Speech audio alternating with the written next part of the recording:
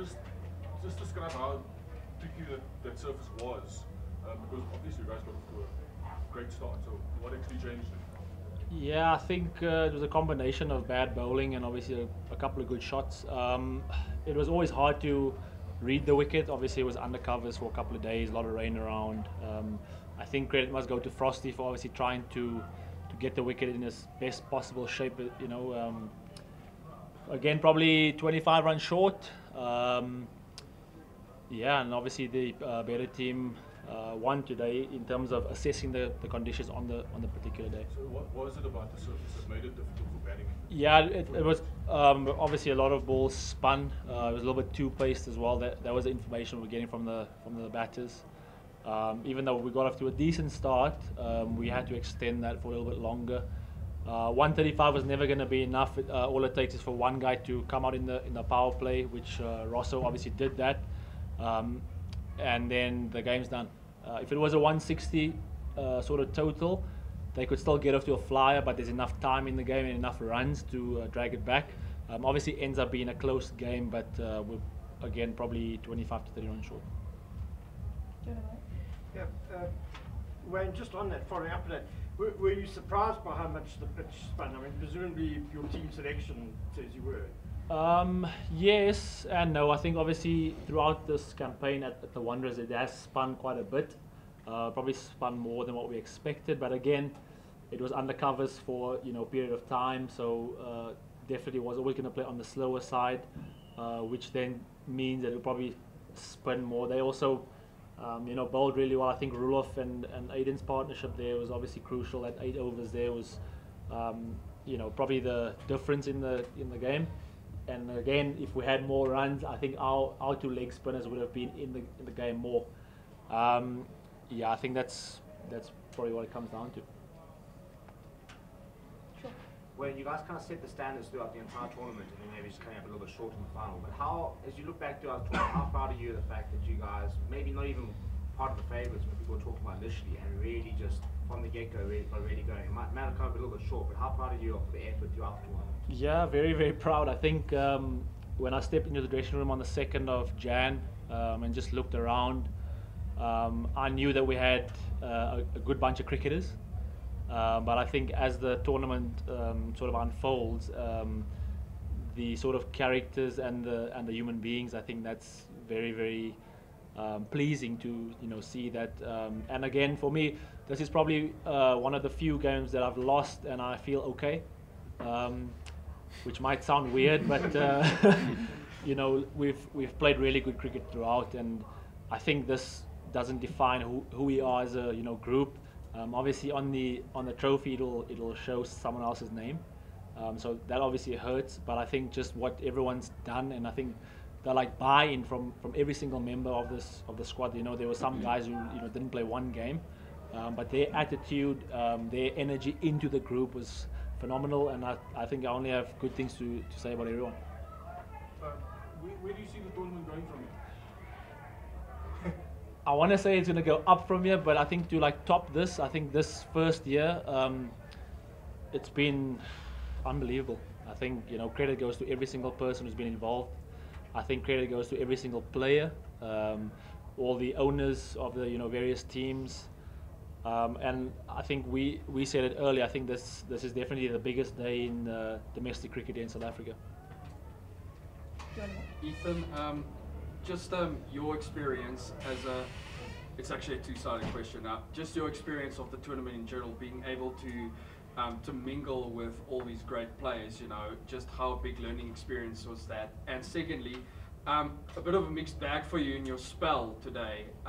You took a very early wicket, but then Rosso, sort of tore into you. But is that the type of experience that one just takes with, I almost want to say, with a pinch of salt and just adapt, for future challenges?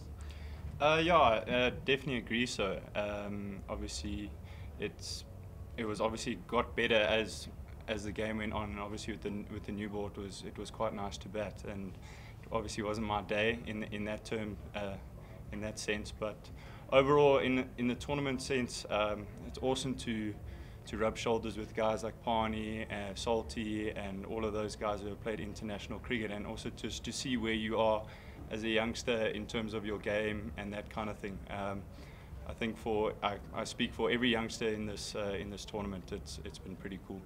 Did you also feel that your batting later on developed also? There's something to work with now, going into domestic cricket again? Yes, definitely. I mean, Parnell and I have had a lot of chats. Just trying to grow my game, obviously individually, obviously in different situations and scenarios. It's definitely a huge learning curve for me. Just following up on that, with the Dolphins, you don't play every game, and I guess domestic cricket as well, you don't get the sort of exposure that you had in this tournament. So from that point of view, how has this tournament been for you? I mean, you've played, I think, every game. I'll be honest, before the tournament even started, I didn't think I was going to sniff a game. So to have played every game has been pretty awesome. I think selection is always out of your control, whether you play or not. So it's just when you get the opportunity, just try, grab it with both hands and fight the bull. Finally, just a word on Eathan. You obviously put your trust in him from the get-go. Does he remind you of a young father perhaps? No, I think it's just from the first day we've had honest chats, and I think from a leadership point of view, I think when you speak to someone, more so than hearing about the type of player that this guy he's bowling and he's batting and what type of characters, I think when you lock in with someone, I think that's something that can't be replaced. And I think from the first day I've had it with him, and it's he says that he expected not to play. After the auction, he was always in my first 11, even before I was captain.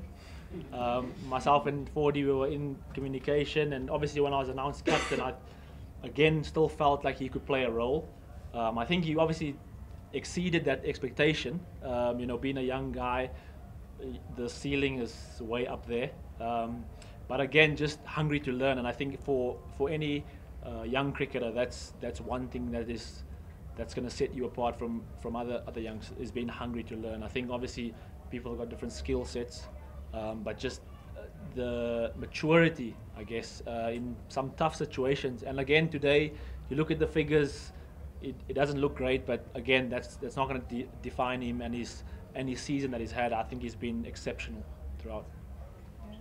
Okay, to Eathan, maybe Wayne can also weigh in a little bit. A tournament where all the protests are back, a lot of international stars, you play a lot in domestic circuit where we don't get to see, maybe our top cricketers play a lot, but now an opportunity to play against some of the world's best. How important do you think this tournament is from, for example, you've now learned you played against some of the best, now taking that back to the 4-day series, for example, that's starting, moving to next season? How important is it to get this experience, to try and lift the local scene, which has come out a little bit of criticism in terms of the standard cricket? How important do you think this tournament is in terms of lifting our domestic cricket, and then maybe weighing in a little bit in terms of how important that is in terms of making sure that our domestic structures are so good that we can then sort of produce players onto the international stage?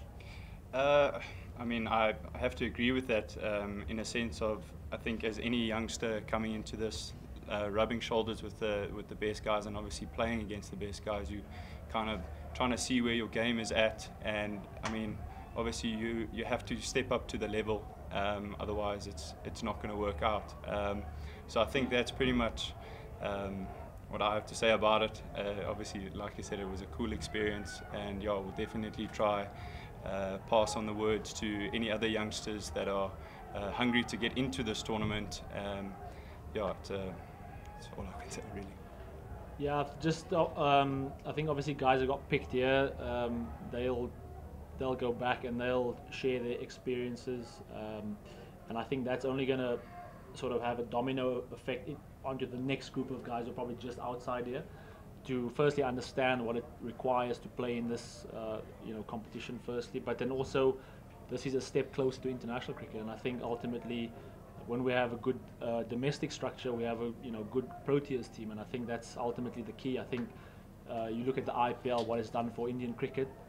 Obviously Indian cricket's always been strong, but I think since the IPL's come in, they've been more consistent. And I think you look at the Big Bash, it's probably made Australia that as well in like white ball cricket. So hopefully this, in time to come, does the same for the Proteas, because I think at this stage, if I'm honest, we've probably got 15 to 20 players who are definitely ready to be playing international cricket. But come year 2 and year 3, we'd like to see 30 guys that can, play international cricket at any particular stage. You look at India, yes, they have more people, but they can put out 3 or 4 teams that'll be as strong. And I think if we can get to, having 2 11s and pushing 3 11s, I think that'll be great for us. We can take a couple more. You want to go? Yeah, and then When you're an experienced campaigner, you would have experienced a lot of dressing room atmospheres over your time as a cricketer.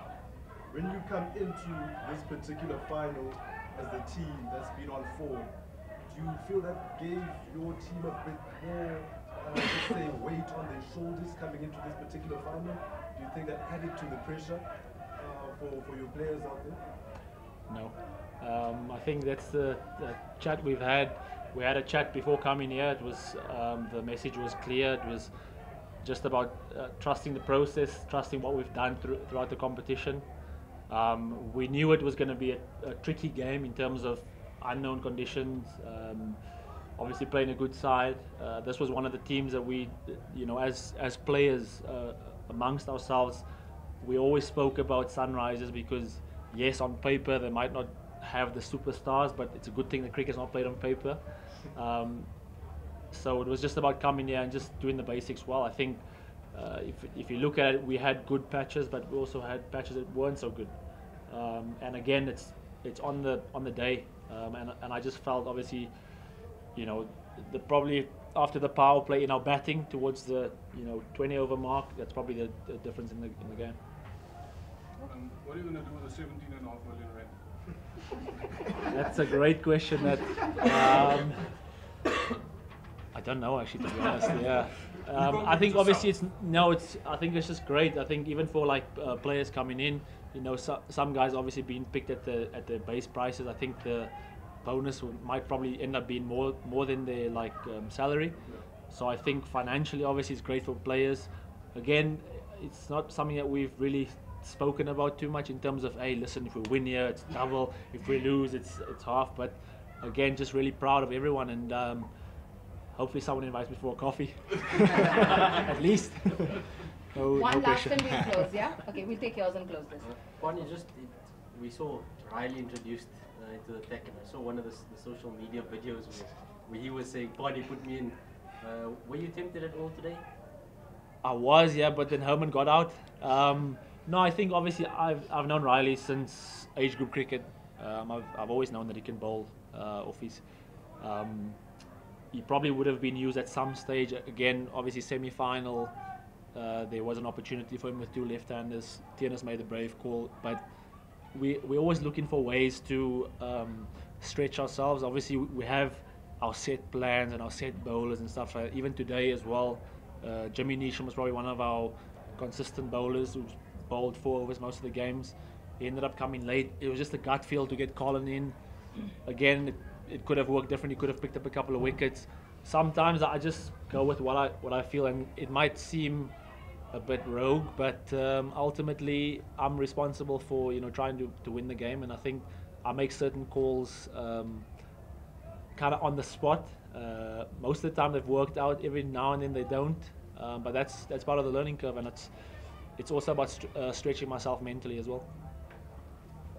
Thank you. Cool. Thank you, Thanks, everyone. guys. Thank you very much.